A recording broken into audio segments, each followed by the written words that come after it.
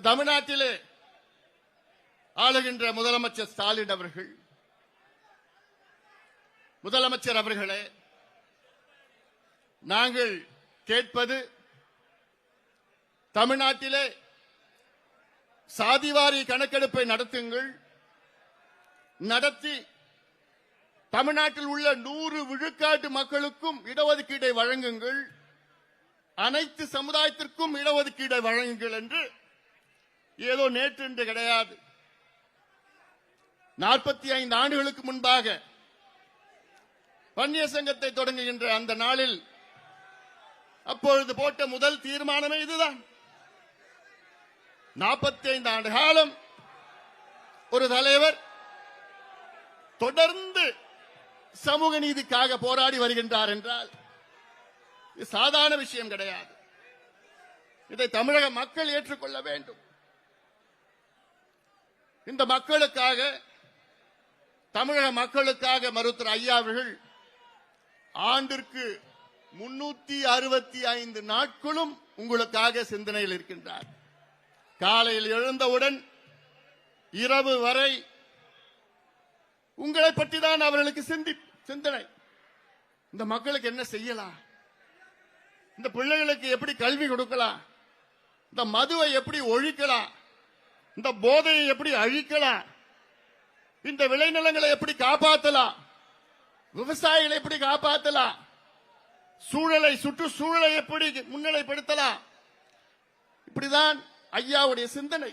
காலையிலிருந்து இரவு வரை சிந்தனை, என்றான சிந்தனைகள். இப்படி ஒரு தலைவர் எங்கேயாவது நீங்க பார்த்திருக்கிறீங்களா? இதை இந்த சமுதாயம் மட்டுமல்ல, தமிழ் சமுதாயம் ஏற்றுக்கொள்ள வேண்டும். முதலமைச்சர் ஸ்டாலின் அவர்களே, ஐயா அவர்கள், ஐயா மட்டும் கேட்கல, சமீபத்தில் சென்னையில் ஒரு போராட்டத்தை நடத்தினோம். இந்த போராட்டத்தில் தமிழ்நாட்டில் உள்ள அனைத்து பெரும்பான்மை சமுதாயங்களும் அதில் கலந்து கொண்டார்கள். அத்துணை பேருடைய கோரிக்கை, தமிழ்நாட்டிலே உடனடியாக சாதிவாரி மக்கள் தொகை கணக்கெடுப்பு நடத்த வேண்டும். நாங்கள் கேட்பது சென்சஸ் கிடையாது, சர்வே கேட்கின்றோம். தெலுங்கானா மாநிலத்திலே அங்கிருக்கின்ற முதலமைச்சர் ரேவந்த் ரெட்டி அவர்கள் அதை அறிவித்து 1.5 மாதத்திலே நடத்தி முடித்து அங்கே இருக்கின்ற சட்டமன்றத்திலே அதை 4 நாட்கள் விவாதம் செய்து தெலுங்கானாவிலே இடஒதுக்கீட்டை உயர்த்தியிருக்கின்றார்கள்.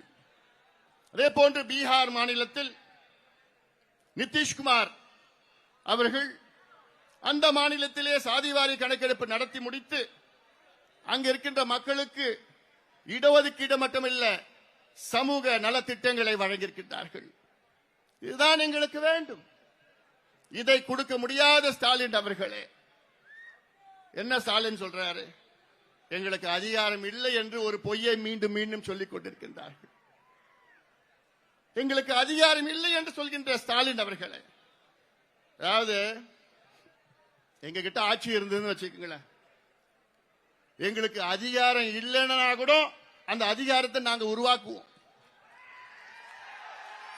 காரணம் இது சமூக நீதி பிரச்சனை. ஆனா இங்க ஒருத்தர் அதிகாரம் இருந்தோ இல்லை என்று ஒரு பொய்யை மீண்டும் மீண்டும் சொல்லுகின்ற ஸ்டாலின் அவர்கள், நிச்சயமாக மக்கள் சரியான பாடத்தை உங்களுக்கு புகட்டுவார்கள், சந்தேகம் வேண்டாம்.